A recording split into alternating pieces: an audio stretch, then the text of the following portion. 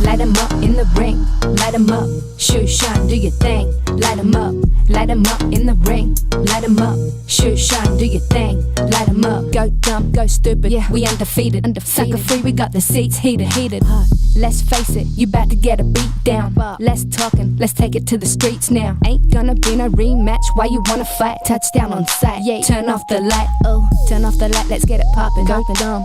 When you see me moving, bodies dropping. Move some. I'm about to go sick. Call Earl. I'm turning up like E40, not your average girl. I'm turning up. We can rock like Rocky. Make you tap it. Ghost ride the whip. Look at my drip. This ain't a copy. We got a night if you wanna throw hands. When they see me fight, they wanna throw bands.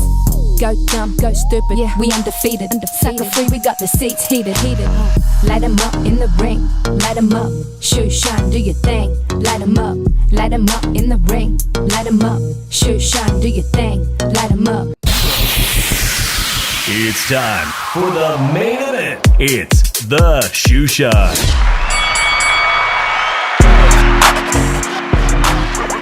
¿Qué onda, vatos locos? Damas y caballeros, it's your boy Dave in the 702 for another Wednesday lunchtime edition of Slugged Out Sports. Joining me all the way from North Las Vegas, the big homie Vince. Vince, ¿qué pasa? Hey now. Hey What's now. happening? What's up? You know it. I love that man. He's my idol. Man, what a great looking Wednesday out here in the city of Las Vegas. Beautiful. I had promised you I was going to go over there, but God, it's been the worst, man. Last Monday, not Wednesday, we did a show, and I was like, I thought I was feeling better, and then Thursday, I got so sick with this cough that I thought I had COVID. I actually went to go get a COVID test, and luckily it's not COVID, but it felt like COVID. Thank God. It felt like COVID, bro. It was absolutely awful. So, and now I got my wife sick. Like, it was a delayed reaction. So, like, It always happens like that. I'm not trying to get nobody at your house sick. And we got a big week ahead coming up. Next week, we got a big boxing show coming to town. PBC, Sebastian Fundora versus Keith One-Time Thurman. There's going to be a lot of activities. We're going to be headed to the gym Saturday to be interviewing Caipo Gallegos again. Yes, sir. He is on the card. He's been added to the card. That's very exciting because I just saw him fight. Yeah, no, that's crazy. And that's what you want to see in boxing prospects that are developing, right? Yes. Like, it hasn't even been 3 months. It definitely doesn't feel like it's been 3 months. It feels like it was just weeks ago. He don't fight a lot of rounds. He always finishes fast, so he can do that. Yeah. They're probably 6 rounders at this point in his career, but that's when you want to get 4, 5, 6 fights if you can while you're developing. And then as the competition obviously gets harder and you get up in the promotional card, then you start spacing them out. But actually, there was some tremendous boxing this weekend, Vince. And of course, yesterday, where's the Raiders hat? Raiders, excuse me. Where's your LA Dodgers hat? It's Kobe. It's Kobe today. Yes, Kobe Bryant. Shout out to everybody that's going to be watching the Dodgers versus the Giants later today. Ohtani versus the Giants. We're just, what are we, a couple of weeks from opening day? 2 weeks, I think. 2 weeks. Just 2 weeks. And for my team, this is if you're a Yankees fan, San Francisco Giants versus the Yankees, the first time, how boxing has taken over Netflix too. Baseball's getting in on the action, and they'll have their first baseball game on Netflix. Crazy. I love it. 'Cause I got Netflix too. Well, I got that, T-Mobile gives you out that NBA free for the subscribers. Yeah. Oh, yeah. So I got T-Mobile too, so yeah. SF Giants versus the Yankees, March 25th on Netflix. The interesting thing about both our teams is historically we're both from New York City, both of our teams. Yeah. Dodgers, Giants, Yankees. Yeah. Aaron Judge didn't play too good. Hey, you don't have to. You don't have to say the other team. The other team, they're horrible. Don't even mention them. Oh, the Mets. Yeah, they're horrible. Don't even mention them. I mentioned them. I've mentioned them. Yeah, there was a great fight. I didn't even ask you if you got to watch it, but it was on YouTube. Like, we're on YouTube right now. Shout out to everybody joining us on YouTube. It was on Pro Box this weekend, and it was a Puerto Rican Mexicano showdown. The main event was unbelievable. Naji Lopez. Naji Lopez hasn't fought on anything like he's not Top Rank. He's not Matchroom. He's not. But he fought on Pro Box. He's been developing on Pro Box. He's buddies with Edgar Berlanga. a kind of a stablemate. It was an unbelievable back and forth fight of the year contender. Vince, if you didn't see it, they hurt each other repeatedly. There was blood, guts spewing.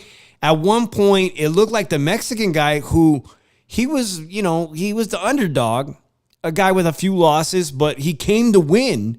And you were starting to see that Mexican warrior in that ring, that Mexican warrior spirit where like, you're not good enough to beat this guy. You're not supposed to beat this guy, but you are beating him, and you got him bloodied. He had Najee Lopez bloodied up. For real, there was blood everywhere. There was cuts. You could see the blood on Najee Lopez right there.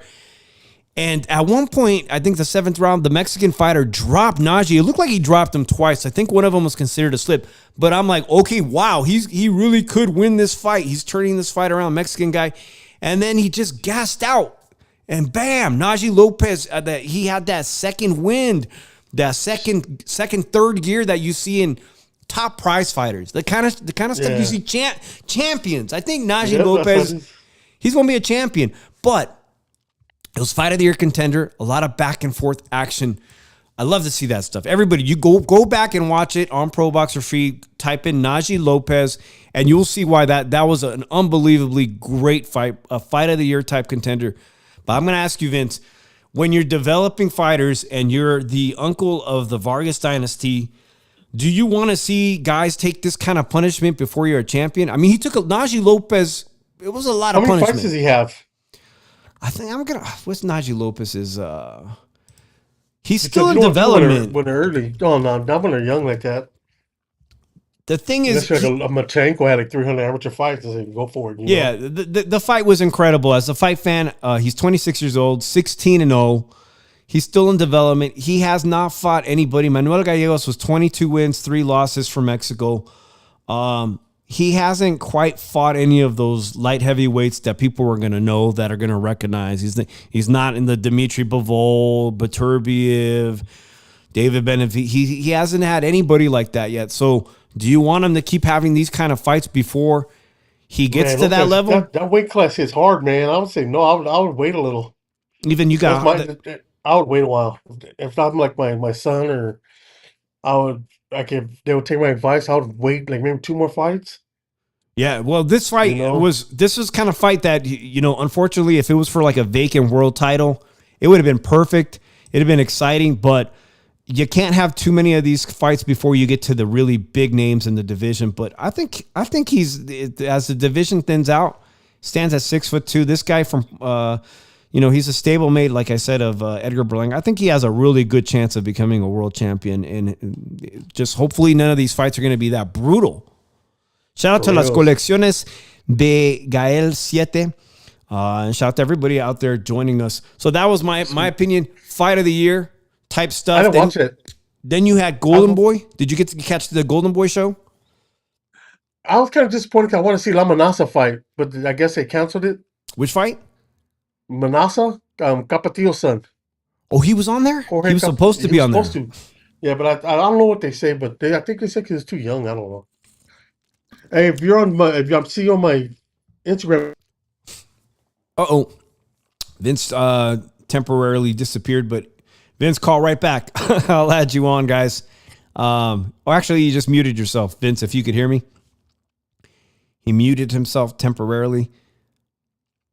Like I was saying, San Francisco Giants are playing the Dodgers. It should be exciting. I don't know, guys, about the season. We are lucky enough to have 2 of the newly crowned WBC Venezuelan champions on the San Francisco Giants lineup. San Francisco Giants announced today that they have a new jersey for all my Bay Area fans. Here's Vince again. I'm back. You're back. We got somebody called me. Like, dang! I guess when they called me, just let it ring, right? Or yeah. I hit hang up, but I just let it ring now. I was just filling people in.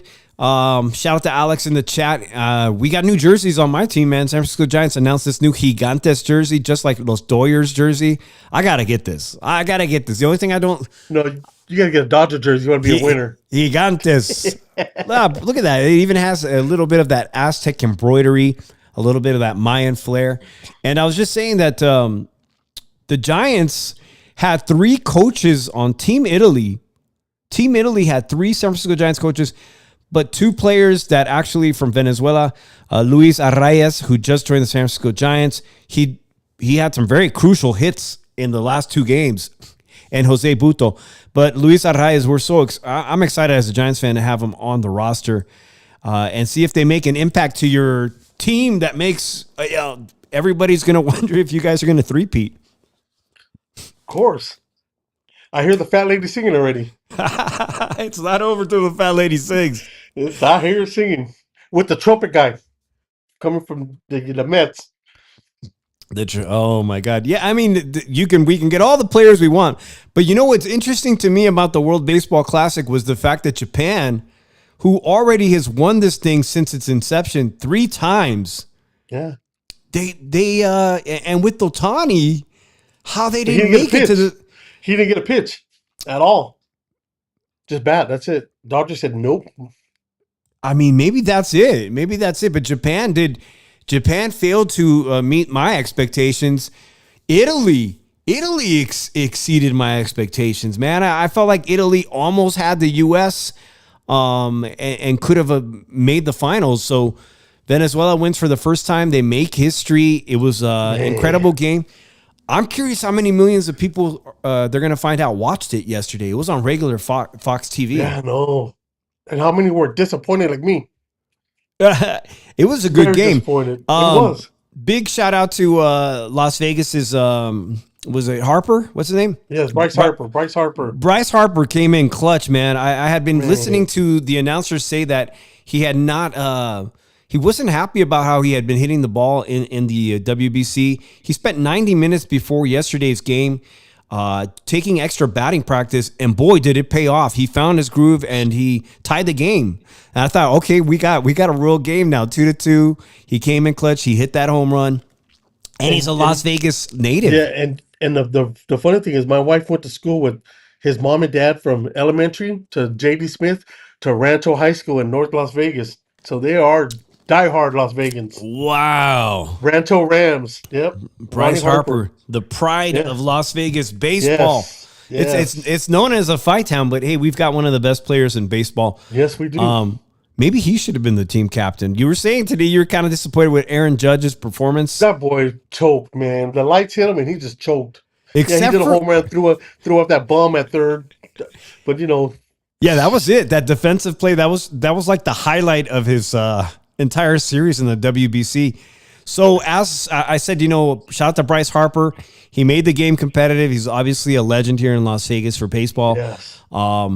So I got some news that's very interesting regarding the Oakland Athletics Stadium and the next WBC. It looks like the stadium is going to be ready for the next World Baseball Classic. But they'll pack it up, man. Huh? It's too small. But imagine. So the Las Vegas Review-Journal posted today that the Oakland A's are interested in Las Vegas hosting the World Baseball Classic game. And we could be getting a whole, because it's going to be the newest, shiniest toy in baseball stadiums. Yeah. We might get the World Baseball Classic in Las Vegas, which would be a huge boom to the local economy. Obviously, this city is starting more and more to turn into a great sports town. Yes. And then we're going to hopefully we get basketball. I'm hoping we get basketball. Alex brings up something here in the chat about the IBF situation. The cruiserweight sanction for the IBF fight for Zuffa is not recognized. IBF allowed him to fight. Now IBF is telling us, no, we didn't sanction it. I think you appreciate that because I haven't followed up on the latest situation with the Zuffa belt and the IBF and the situation in the cruiserweight division. I'm going to look into that maybe throughout the show. And we'll look into that. But, we could be getting that World Baseball Classic here in Las Vegas. And also, this is big sports news. But we could be getting the first NBA team. Hell yeah. When are they going to announce that? I don't know. I think they're going to vote in 2 or 3 days, no? The NBA will hold a vote at the Board of Governors meeting next week to explore adding expansion teams exclusively in Las Vegas and Seattle, with 2 new franchises being targeted to start play in the 2028-29 season? Are you serious? They could play at T-Mobile. They could. Yeah. I mean, while they build out this mega stadium, or would it be too much for them to juggle the schedule between the Golden Knights? I think they'll make it happen. I would. I have good faith Las Vegas is going to get the team. I've been just kind of unofficially asking people that I know, and they all seem to think that Vegas, because it's growing as a sports town, that we're ready for an NBA team. We are ready. Then I heard other people then saying that they don't want an NBA team in Vegas because then Vegas would get too hood. Like, for real? Who cares? Everywhere there's hood. You know, who cares what they say? They're probably going to go to the games anyway. Or they're probably sports fans. How's the NBA team going to make a city more too hood? Like, I know, I get it. Look, I live in Las Vegas now. We have our share of urban crime in Las Vegas. A lot of crime. The murder rate is surprisingly high here. Sometimes it's kind of scary thinking about how many people get unalived in the city. But how's it going to get more hood just because you have an NBA team? It's not like going to the Knights game is cheap. I'm pretty sure that bringing an NBA team isn't going to attract, like they say, a hood crowd. It's like, for real. But let me know what you guys think. If you get to this part of the podcast, let me know. Is an NBA team a bad thing for the city of Las Vegas? I don't see how you can make the argument. I don't know. I don't think Seattle should get one. They lost their chance when they had it. The Supersonics, Yeah. Yeah, and you know what's going to suck? What's going to suck for Seattle? Seattle just passed this, not the city, but the state of Washington just passed a millionaire's tax. So this millionaire's tax is going to be on top of I believe, their state income tax, which means that it would be like New York City. Like, there's players that NFL players, baseball players are like, they have to you got to get paid extra to go play in a city like that because the taxes, bro, like they eat you up. While Vegas, you're going to actually attract a lot of potential new players that are going to be like, wow, I get to keep how much more of my paycheck? Yeah. Because Nevada has low taxes, but city of Seattle, if you go play basketball there, oof, you're going to be, your paycheck. It's like even Puka was saying, Puka was telling people, look, I'm on my rookie contract with the LA Rams. I don't own a house. Puka says he doesn't own a house. Like, because let's face it, LA, he's an NBA player. You're not just going to, I mean, you probably want a nice house, and he's not there yet in his contract. But it's good to see. It's great to see you, SB. It was great to see you and Urban Envy out there on the Fremont Street experience last night. I was watching, enjoying some of that. I'm still not 100%, so otherwise it would have been great to go down to Fremont Street. But shout out to Sarah and everybody all there, the Urban Envy amigos. I want to show you something. I got a new gift. Look at somebody gave me for a man cave. Oh my God, number 16. Number 16. Yeah. The gold bar, the Joe Montana. That's an incredible bottle they gifted you. And I'm happy you reminded me. Saturday, we're gonna be doing we're gonna head to the gym and do some gym interviews for the Fundora Sebastian fight. Get some fighter interviews, and then I got all kinds of stuff scheduled the rest of the day. And I'm blowing my chance to go meet Joe Montana, bro. It's this. If you want to, guys, if you live in Las Vegas, if you're a Niners fan and you're here in town, Joe Montana will be at Caesars signing autographs at the Caesar Forum. I don't know the name of the shop, but it's the sports memorabilia. He'll be signing autographs in the middle of the day, so you might want to look on their schedule. And from what I was told, they get, like, if you get a really famous football, like any celebrity athlete that people want autographs, they say they line up for hours. So that's that's another thing you got to take into consideration. You're going to want to get there early if you want a signature or a picture with Joe Montana. But he's going to be here Saturday. You got to pay for it too. Oh yeah. You got to pay for it. You have some money. He's not there to sign stuff for free. It reminds me of obviously let's segue into this and then we'll do some more baseball talk. But May 2nd, some big announcements for Cinco de Mayo weekend here in Las Vegas. People are very excited about who's actually going to be on the card. But May 2nd is the annual, and I think SB, if you're still listening, I think SB's gone to the Box Fan Expo. I've been to it a couple times. I used to go to it, but I don't like going to it no more. I see the same guys there, same ones. So the Box Fan Expo, yeah, it's going to be Saturday afternoon, obviously, and then you have the massive fight. It's going to be Saturday again. A lot of the great Mexican champions. You can go look for that. Now, my personal opinion about it is, the first time I went, I was like, oh, this is not what I expected. So you go, and then you pay a small fee to go get into the venue, and then it's basically like those things where you can meet celebrities. You have to wait in line and pay to meet your favorite boxer. So if you don't understand what you're getting into, you might be disappointed. You're going to go, you're going to pay to get in, and then you're going to pay even more money to get an autograph.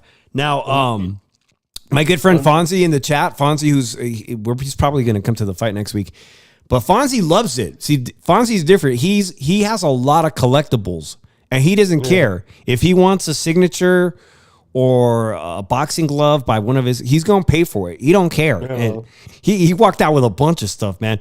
The first year I went, Edgar Berlanga had them announce on the speakers to not take a picture of him without, he was pissed. They said, they got on the microphone, they go, Edgar Berlanga has requested, please do not take pictures of Edgar Berlanga. Do not take a picture of Edgar Berlanga unless you're paying him. And everybody's walking around like, huh? What you mean? What you mean I can't take a picture of you? I mean, you're over there, bro. You be putting my phone down. He's the only one who made that, had to get on the microphone and say, don't take a picture of me. Excuse me, guys. You know, it's funny that year, I think it was 2 years ago, and he was right next to the Vargas booth. That's, you know? I saw Marta. Yeah, I saw them setting up. That's how I got his picture. Berlanga. Yeah, that was the year. So I just missed you because I did see the booth right next there to the Vargas family. So Alex has a comment. He says, they're saying about the hood situation in Vegas, living there because of NBA All-Star Game a while back, Dave and Vince, you bring pro to Vegas visitors, will get no-brainer to forget the haters. I did see that, Alex. It was. People were saying, and I had rest in peace to Finney and Bubbly, but I had a great conversation. Rest in peace, Finney. I had a conversation with Finney about that week because he came that week to the Vegas All-Star. That was 2007, right? He got married in 2007. I remember having a conversation about how much fun and how wild the All-Star game was in 2007. Wild. And I saw people saying, oh, it was a bust in 2007. We had the All-Star game here and people were causing a ruckus and not tipping well and this. But that's a one-off event. Once you get a team here, like San Francisco got the Golden State Warriors back from Oakland, and nobody in San Francisco was saying, oh my God, it's going to get hella ghetto. We're going to get the Dubs, the Warriors. They built the Warriors the nicest stadium, and it's been nothing but like a moneymaker for the city of San Francisco. I mean, in fact, they really don't got much going on in San Francisco at all in that part of town right now. And you build a brand new stadium, you charge people a fortune for tickets, and it's not a problem. And parking. I know it's not going to be cheap. Yeah. Even the A's tickets aren't going to be cheap. I think in the weekdays, like Monday, Tuesday, Wednesday, Thursday, will be cheap. I think they're going to want to ask a lot of money, and then the people you're going to have the same situation. The A's aren't a good team. You know, people are going to be coming here to watch their team. Like, the Yankees are here. I'm coming to watch that game. The Dodgers are in town for an interconference game. I'm gonna come watch that game. But they're not gonna be coming to watch. They're not gonna be coming to watch the A's. No, that's when you get paid at least $100, maybe $130 a ticket, $140. It'd be nice, and that'll probably be not real low, but mid-level probably. Yep. It'll be worth it. So May 2nd, going back to Cinco de Mayo weekend, I was talking about that, the thing where you get the autographs signed and all that. That's going on, but now we have a really, really good idea, Vince, because earlier on Monday, I wanted to go live, but my voice was still kind of messed up. Armando Reséndiz of Mexico. I got to watch him fight against Caleb Plant, where he beat Caleb Plant. That was awesome. That was a great upset. I couldn't believe it. And Caleb Plant, everybody loves him in Vegas. Caleb Plant, he always leaves it all in the ring, gives his heart. But it was Armando Reséndiz's night, and he ended up upsetting Caleb Plant, former world champion. And but Armando Reséndiz, he won the interim title that night. It was like a minor title. But because Canelo lost all his titles to Terrence Bud Crawford, and then Terrence Crawford said, "I'm done. I'm retiring." Armando Reséndiz is the world champion now, at one of the 4 world champions at 168. And Charlo, as recently as Monday, we're gonna get a Charlo versus Reséndiz. Good old Charlo PBC, and I was a little happy. Hey, Charlo's gonna come back. He's getting an opportunity for a world title right off the jump. I know. I don't know what happened, but does anybody know Charlo's? He said something happened. He pulled out of the opportunity, and here we have Jaime Murguia. So for Cinco de Mayo being an all-Mexican class, this is going to be an all-Mexican throwdown. It's going to be a good fight. There are people upset, Vince. Jaime Murguia is coming off a suspension for a PED. He had a win reversed. That win against the Italian fighter, it was reversed because of that suspension and the adverse findings for a PED, a performance enhancing substance in him. So I guess they called it a no contest. So technically he's coming off a knockout loss to Sirachi, the Italian fighter. And Ryan Garcia's coming off of an unimpressive streak, and he won the world title. Yeah. So I'm not going to discount Jaime Murguia's chances of beating Reséndiz. Reséndiz basically has that really one good win against Caleb Plant. That's going to be a good fight. It is. Yeah. It is going to be a good fight. That's just the business of boxing right now. Yeah. There's a lot of forgiveness in the sport, Yes. There's just is. If the fight makes sense and it's going to make money, they'll put it on. Why not? Yeah, let's do it. I said let's do it. Pardon me, guys. I thought I was a lot better. So I'm going to ask you if you know anything. Is this official or what? Is this really, really official? Haney versus Raleigh. They're saying, May 30th. The 30th in Vegas.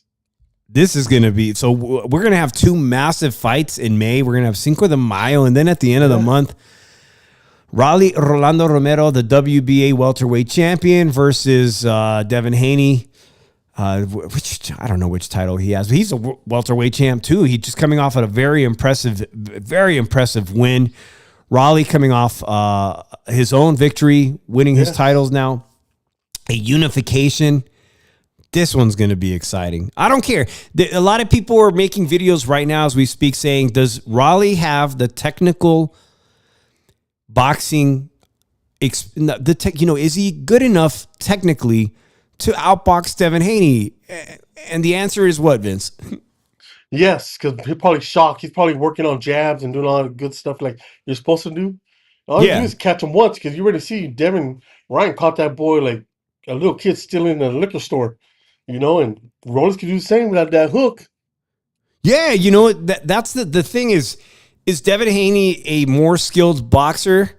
Sure, because Raleigh's done everything in his career unconventionally. He's done it his way, like Frank Sinatra. I did it my way, and it's gotten him some seriously big victories, including that massive victory over Ryan Garcia, who's now a champion too. And he's kind of like, I'm not going to describe, like, he's not Ricardo Mayorga, because Ricardo Mayorga was an awful human being, but Ricardo Mayorga was unconventional, and he became a world champion, and he was always a dangerous fight for everybody. You didn't know what you were going to get in there. And we've seen Devin Haney eat a hook that changed everything for him.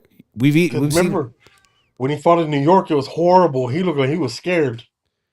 Yeah, he did. And that was against Fresno's Ramirez of Top Rank. He didn't look good. He was a punch, he was Yeah, like you said, he was afraid to pull the trigger in that fight. Oh, it's going to be the same results again. Because once Rolly hits him, he's going to be, oh, shit, why did I sign that contract? And that same night is the night that Raleigh tagged Ryan Garcia with his hook. And Ryan was like, for the rest of the rest of the fight, Ryan was gun shy. He was like, damn. I don't want to get caught with that. I don't want to get caught. It's almost like I think Devin Haney's legs were completely shot after he was hurt. Ryan's legs looked better, but Ryan seemed disinterested in engaging. It was an off night. He knows it was his worst performance. So we have a real chance here for this fight to be 50-50, and because Raleigh has that great equalizer that he hits hard. Everybody knows that in Vegas. He could be lights out. He did well against, even one time I remember the brief time I got to talk to Raleigh about his performance with Tank Davis. Man, he was winning that fight. Yeah. Got careless. Damn. He was handling his business boxing. He was boxing actually quite well. So I hope this fight happens May 30th. The only thing I don't know about it, according to Devin Haney's dad, it's official. So that leaves in place the venue. Yeah. Probably MGM. Hey, man, it'll sell out. Yeah. Raleigh versus Devin Haney, whether it's at T-Mobile or I think they sell out T-Mobile too. 18,000 should be very easy. They love him here in Vegas because, he's a good guy. Yep. This is funny, and I don't know who's going to be on this card for Matchroom Boxing. Jarrell Big Baby Miller, it's announced April 25th in Las Vegas. I think it's going to be at the Fontainebleau. You think he'll have the hair with him or without the hair? Well, look that up on the boxing odds. Bro, that's hilarious because the picture I have here is without the wig came off. So, hey, Big Baby, if anybody knows Big Baby, tell him to get Gorilla Glue. Gorilla Glue will stick to his head. Matchroom Boxing is advertising it. They used something about the hair, bro. Where's that advertisement? That's right, SB. If you're watching it and you're new to the content, guys, this is our Wednesday sports show. But no, Matchroom Boxing put out the advertisement. This isn't the advertisement. They actually said something about his hair. You know what he should do at the weigh-in? Have like a whole bunch of them and throw them out to the crowd for advertisement. Throw little hair pieces. That'd be cool.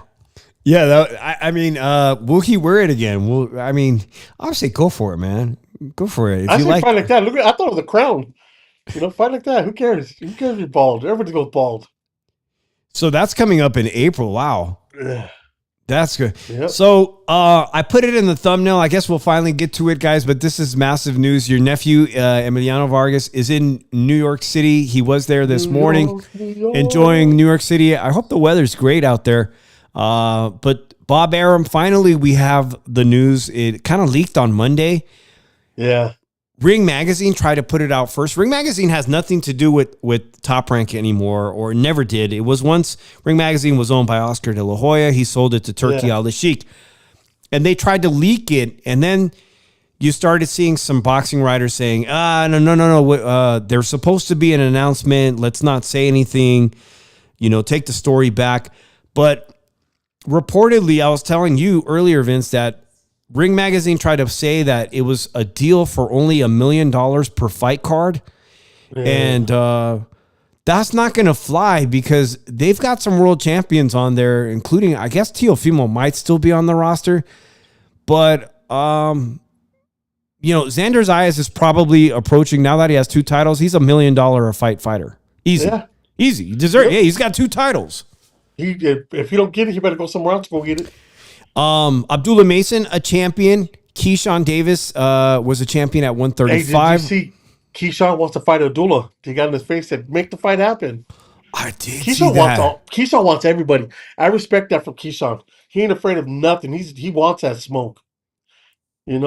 So and I hope he gets it. The thing with Keyshawn that I don't understand is that he couldn't make 135 anymore. He would have been. He probably could have cleaned out that division. He was looking so good at 135. Yeah. He missed weight on the scale. Then he had an incident with his brothers where they assaulted the opponent after the fight. He had a stretch of bad. There was an incident where they suspended him for weed, which, I disagree. Most of these states now are very liberal about marijuana use. They said it was a PED. He's had a series of bad luck. Then he moved up to 140. He took some time off, and he looks incredible. He looks incredible at 140. Tons of talent there.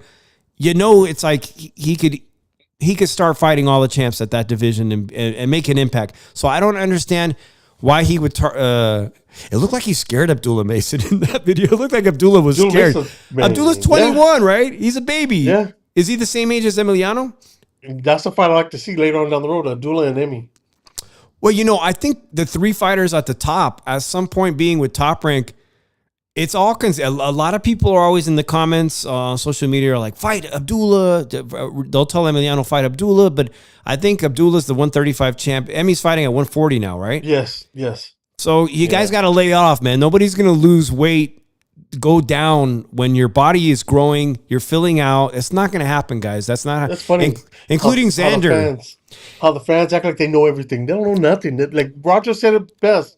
You don't know shit about boxing. Roger said it. Roger Mayweather, not me. Roger said it. Yeah. Someday Abdullah Mason, it could be in the next year or two, Abdullah's going to be fighting at 140. And if Emmy's still there at 140, then maybe it could happen. But maybe Emmy in 2 years is going to say, hey, man, my body's growing muscle, a lot of muscle, and I have no choice but to be a welterweight, which isn't a bad thing. I mean, who doesn't want to be growing into the prime of their career at one of the most famous divisions, prestigious divisions, the welterweight division? It happened with Xander. I can't wait to see him at 168. If he gets to 168 Emmy in his career, you think so? Man, I know he'll do 154. I think so too, bro. Yeah, but just imagine, man. Because Xander started his career in Reno, Nevada. I was there at his first fight at 147, and he's now the champion at 154. It's only one division up. But Xander Zayas looks like he's so strong. He looks like he's going to be a middleweight in the next year. To me personally, I think he'll be a middleweight, and with his height, absolutely. By the time he's 30 years old, he could be a super middleweight with Xander. Yeah. So it's not inconceivable at all. Roberto Duran, he easily went up. Oh God, I think he ended his career at super middleweight. So entirely possible. SB says the autographs typically run from $20 to $40 depending on which fighter. There's going to be a lot of great Mexican fighters there on May 2nd. I don't think I'm gonna go. Box Fan Expo. And I even get it free in there, and I still don't want to go. I guess it all depends if you have time to make it before. A lot of people like to chill, rest, relax before the big fight. If you're going to go to the David Benavidez fight, I think that day I'm going to tell my wife, let's have some carne asada and cook it on the grill. Yeah. So I don't want to go over there. I don't want to do that boxing expo. It's just cool and all, but I just don't like you wait in a big line and you got to pay. And, I just don't like that. I like catching them. When I'm with the boys, I catch them and I can get the autograph and pictures for free, Because hey, it's not my fault. These guys blew their water money, and I'm a fan of them. Like I got Oscar like 4 times. He never charged me, That's the water boy. So Vince, now we have Zuffa. Now DAZN, which used to be, it came out in 2017. Now they have Top Rank, Matchroom. Awesome. The question is, with Oscar had his fight this Saturday. It was on DAZN. It was a good fight too. It was a the thing with the Oscar situation is he made a statement afterwards. The interview was pretty wild about the Virgil Ortiz situation, that he doesn't want to work with Virgil's manager Rick Murigian at all. And Rick happens to be the manager of Arnold Barboza, who was the main event fighter. So, I mean, it sounds difficult to understand how you say you're not going to work with him when Rick manages a bunch of fighters, including Jose Ramirez of Fresno, who's still on the Golden Boy roster. There is that arbitration and a lawsuit going on right now as we speak. Yeah. The question I have is, are all those lawsuits going to impact DAZN's decision? Now that they have Top Rank, is it possible DAZN tells Oscar, you know what, we're good. We're going to let you go your own way. Or is he going to sign a long-term deal? Like, what's going to end up happening with Golden Boy?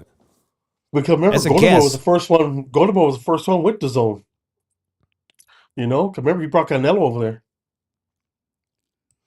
Absolutely, Alex. If anybody from Zuffa, and I want to go see young Floyd Diaz when he fights back on there. Even if I got to pay for it on a Sunday, I'd like to go finally check out one of those fights.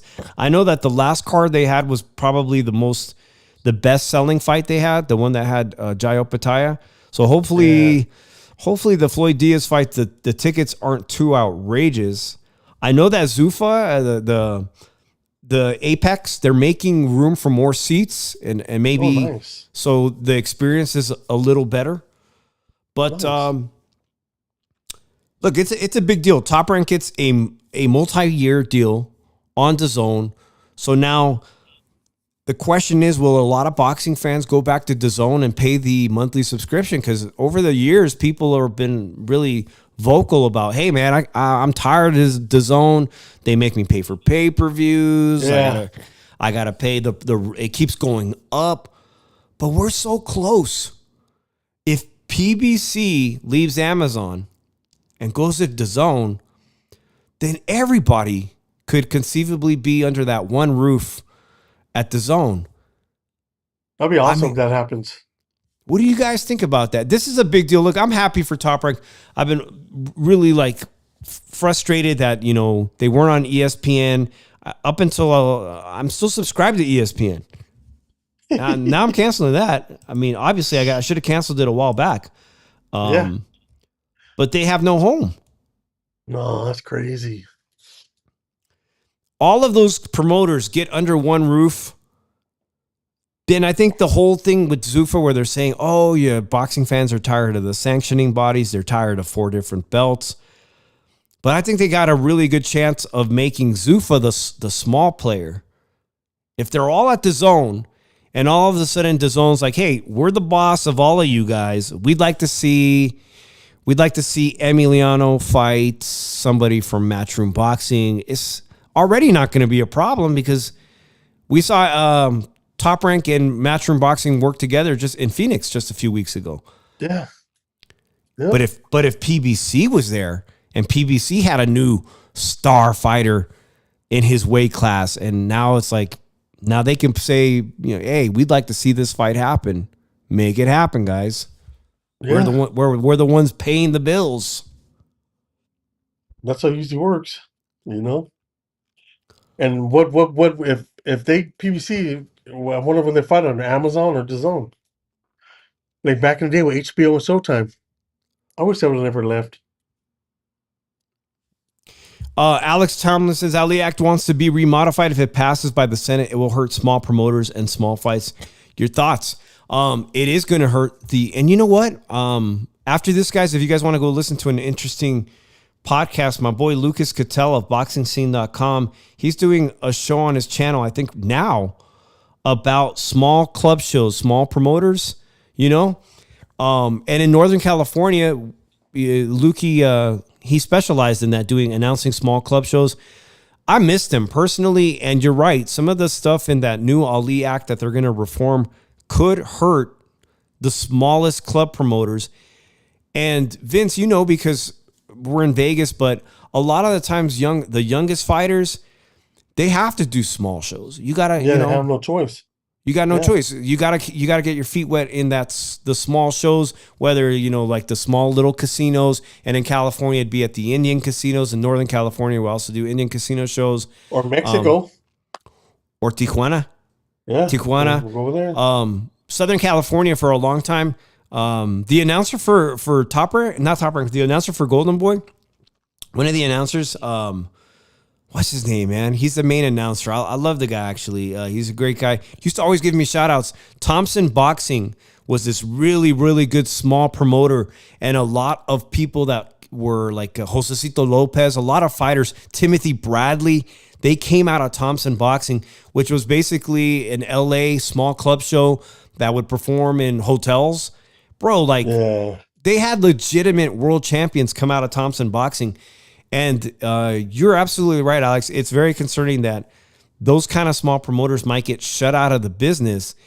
And basically, I guess like Zuffa, not an insult to Zuffa because they've got world champions that want to go over there and join, but Zuffa feels like they could be the next club show type promoter in a way, and because it's like it feels like a small vibe, small venue, and then it doesn't feel like it. Like the tickets are ridiculously expensive. You can go to club fights for like $50, you know what I'm saying, and get front row seats. You're not gonna get that at Zuffa, but it could really hurt that small scene. Robert Garcia this week. Robert Garcia did an interview. Let me see if I can find it, bro. But Robert Garcia had a couple fighters that are now fighting at Zuffa. And, boy, I think Emiliano was supposed to be there. It was in California. They opened up a restaurant. And I'm watching this interview. Yeah. And Emmy was supposed to be there, right? Mm-hmm. And they asked Robert about one of his fighters who had fought on Zuffa. And he said, I had to pay $2,000 out of pocket to get him a fight. What? Yeah, originally, like his first couple fights, he was saying he had to pay to get him on a fight card. In Mexico, right? You have to pay. So Robert paid, and he goes in 2 fights. This fighter who's I forget the name of his fighter on Zuffa now. They paid him $30,000 for the first one. And he just made $70,000 in his second one. So now, early in his career, now he's made $100,000 from boxing. He went from club fighter to Zuffa is a big deal, especially for a young fighter. Especially you're getting recognition now, and also who used to train with Robert was Rayo Valenzuela. Rayo Valenzuela posted a comment on Twitter and social media and his Instagram and said that. First time in his career, he's been fighting professionally for over 7 years, that somebody showed him all the paperwork about how much money the fight made. Yeah. And he said, he said he's always felt ripped off in the sport. You really don't know. And he said Zuffa showed him all his paperwork, said this is what the fight made, that it was very transparent, and he's happy with it. Wow. I wonder as a boxer if you could ask, hey, how much did the fight make? Well, it's probably why somebody like Virgil Ortiz is so frustrated, because Virgil's almost 30 years old. He don't want to fight. He hasn't won a world title yet. Oh. Not a full world title. And he's going on 30, and he wants that big money. They were very close. They tried to negotiate a deal with Boots Ennis and Matchroom Boxing to make close to $7 million. It was a huge payday. Yeah. I think he don't want it. That's my opinion. I think he's scared of the smoke. Yeah. Yeah, there was a point in the career of Robert's younger brother, Mikey Garcia, where things fell apart with Top Rank. Yeah, had him on the shelf. And they had him on the shelf. He was penalized. And I've never talked to Mikey, but, those 2 years off from the sport, I'm just going to guess, if I was in his shoes, that maybe I would stop being in love with the sport a little bit. I'd be pretty frustrated. Like, man, why is the sport doing me like this when it was the business of it? And if Virgil gets put on the shelf, man, like I worry for him that could happen. Maybe he starts to fall. Maybe he's thinking about doing other things in his life, and it'd be a travesty because he could still. I think he'll still be a world champion and be a major force to reckon with. Speaking of, I'm gonna get to that question by Alex, but Sebastian Fundora is fighting in just a week. Can't wait for that fight. Sebastian Fundora, according to Ring Magazine, said if he gets past Keith Thurman, He said he'd like to offer Virgil Ortiz an opportunity to fight him. Sebastian Fundora, he's half Mexican, half Cuban. He wants to fight Virgil Ortiz on the Ring Magazine card that Canelo will come back this September. I think it's going to be called Mexico versus Mexico or something like that. But it's going to be in Dubai, right? Yep. Yeah. That'll be a good fight. I'm going to take Fundora. Sorry. I think Virgil's done.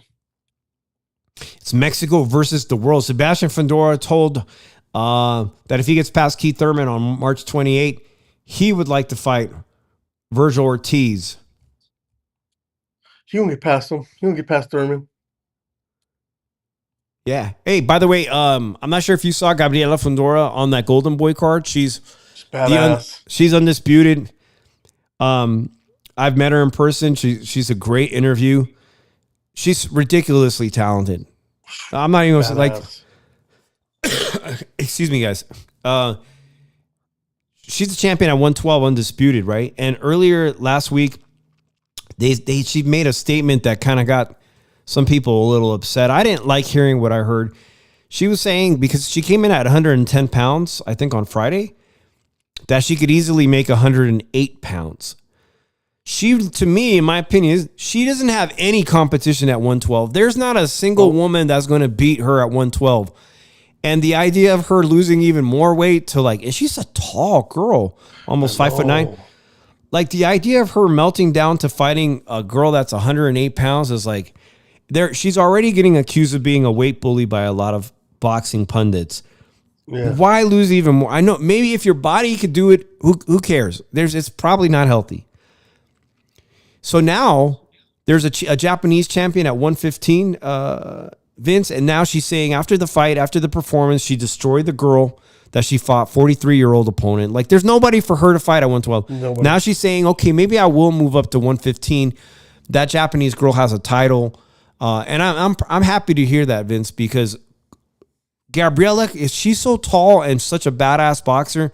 She could fight even, and she was with Top Rank. She could fight Michaela Mayer. They're the same height, and Michaela Mayer is what's Michaela she moved up to 147.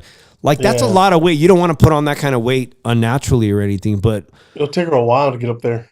It'll take her a while to do it healthily and not affect her performance. But man, she's so good. I can't wait. She should be trying to be like Naya Inoue, where she's at 112 this year, 115, the 118.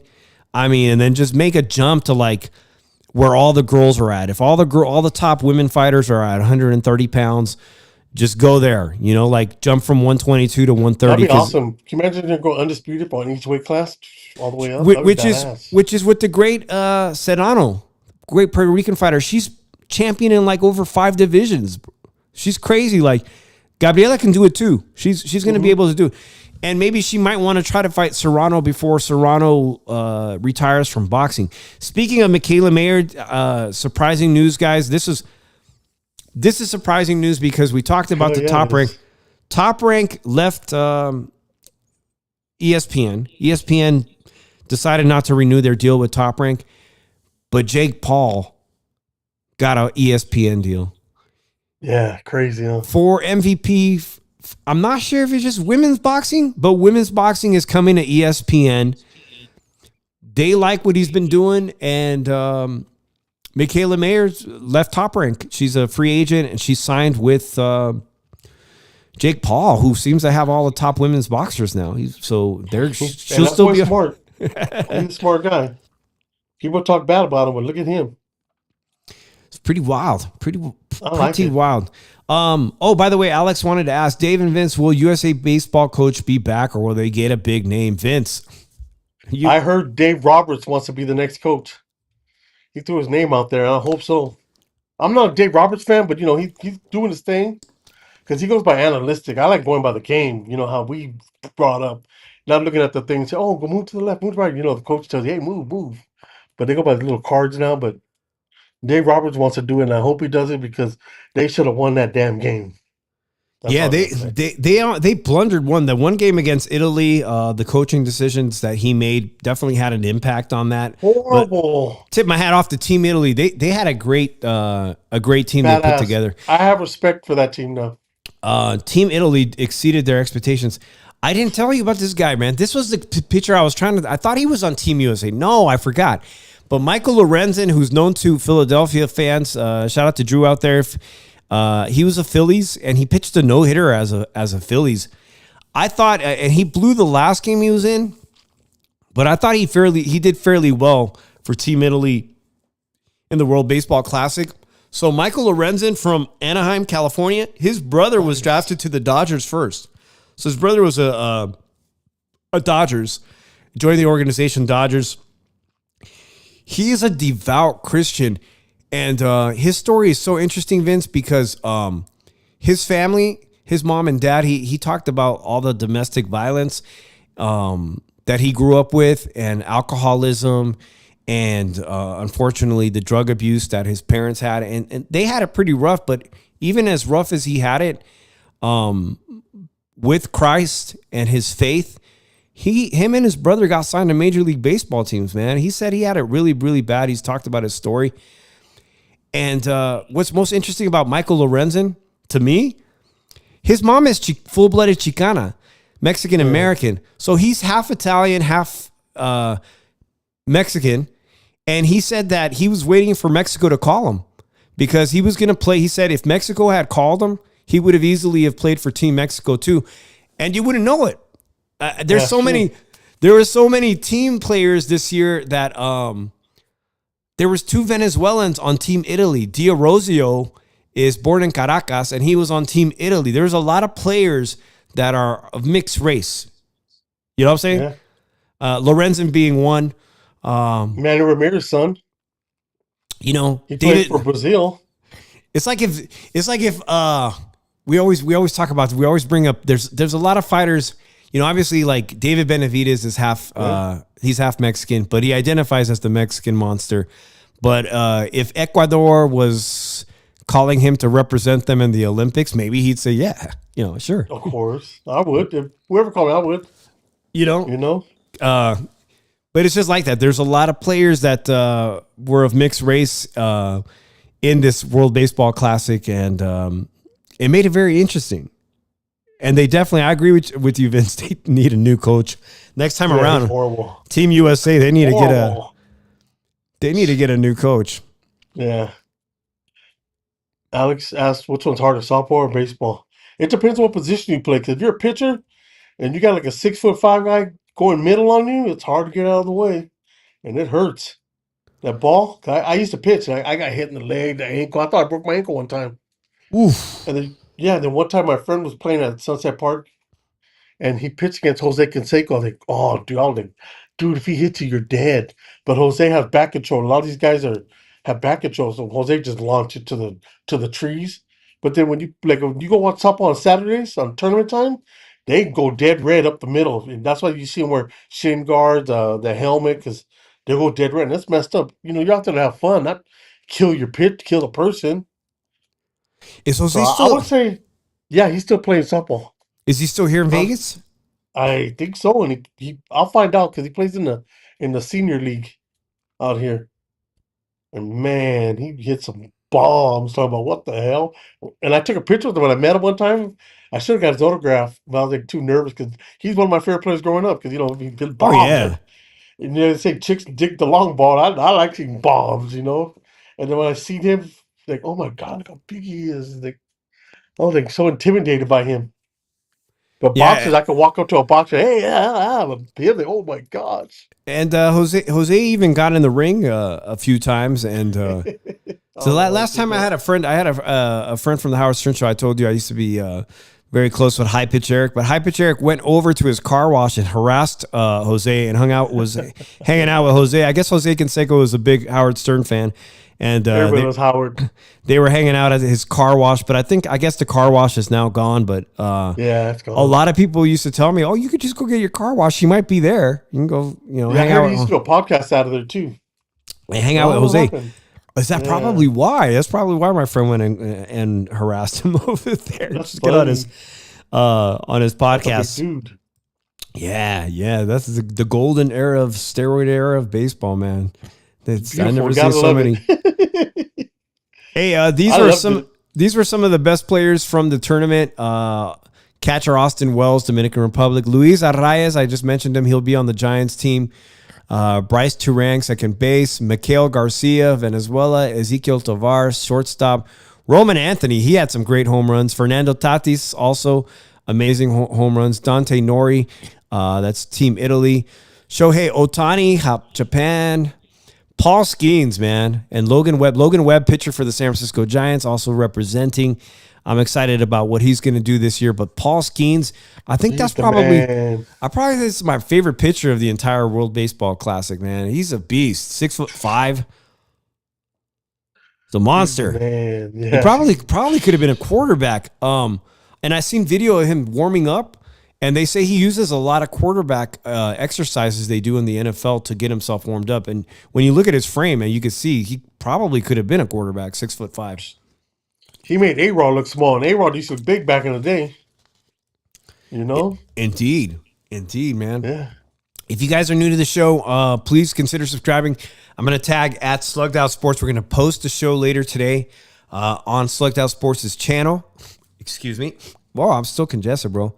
Sorry about that, guys. Let's talk quickly about some fights this weekend. Saturday is going to be a very busy day, but, man, at the end of the day on DAZN, we have Carlos Adames. This fight was rescheduled. Something happened just recently where one of them was sick. I even forget, but it was rescheduled. It's going to happen this Saturday now for the WBC Middleweight Championship. Amo Williams. It's a good fight, but I think Carlos Adames, obviously, Amo Williams, he's a good fighter, but he always comes up short, in my opinion. And Carlos Adames, man, the guy got the second gear, Vince. I don't know if you remember. He beat that tall fighter that Turki Al-Sheikh is obsessed with. I think he's going to win this fight handily. This is Saturday night on DAZN.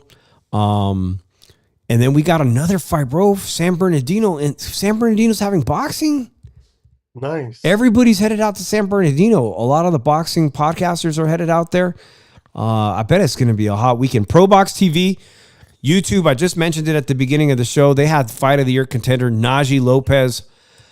But this Guatemalan fighter, man, you know who he is. Lester Martinez. Whatever happened to the one that fought on Canelo Crawford? Remember the one before that, the war?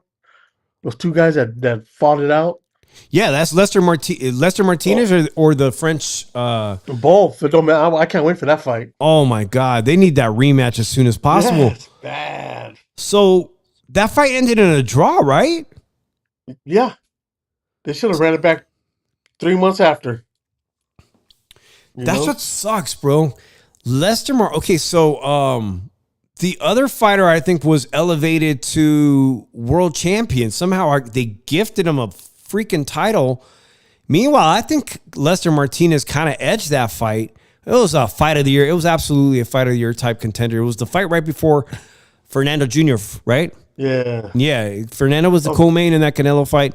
Lester Martinez and him should absolutely have run it back, but Lester's been working out with Bud Crawford. There's a lot of good footage of him this week training. And it's going to be at the Orange Show Event Center in San Bernardino, California. What's up with all the fight fans in that?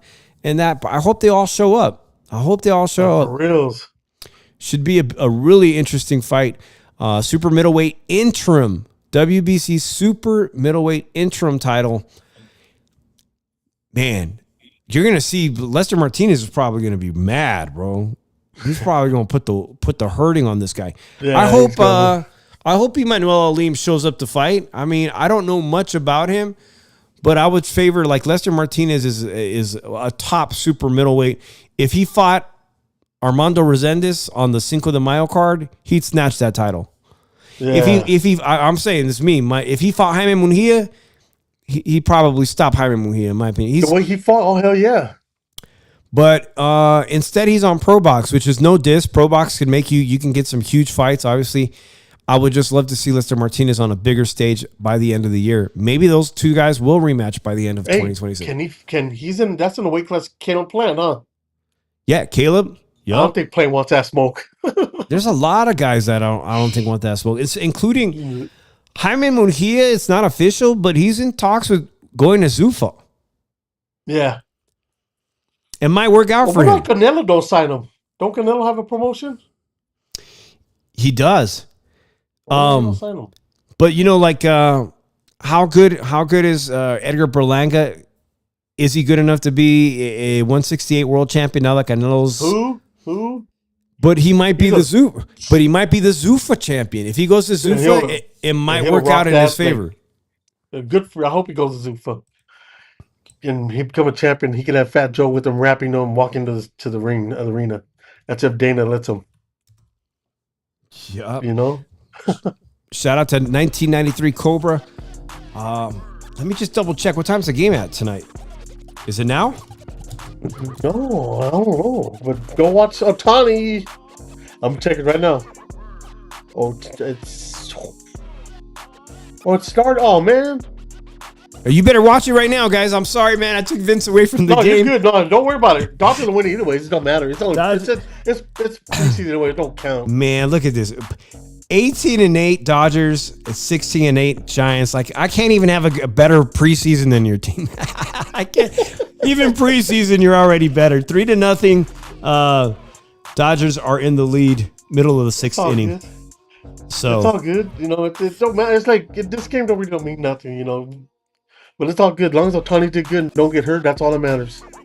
Indeed. So we'll get back together next Wednesday, and we'll see if I put any more content on the show. Make sure we're going to do some content on Saturday, film some in preparation for Fundora Fight Week. And until then, guys, we'll see you on the next one. Make sure you check out Slugged Out Sports later today and give Vince a thumbs up on this episode. Yes. And if you guys have any questions you want us to ask Kaipo, send it to our YouTube, not YouTube, to our comments? Instagram. Okay. Yeah, if you want us to ask them questions, any questions you want to know, we'll ask them. So we got the interview. We're going to be talking to Kaipo Gallegos this Saturday. If you have any questions, hit up Vince at 702_mancave or at my Instagram. Send us some messages. Until then, peace out. Peace. Peace out.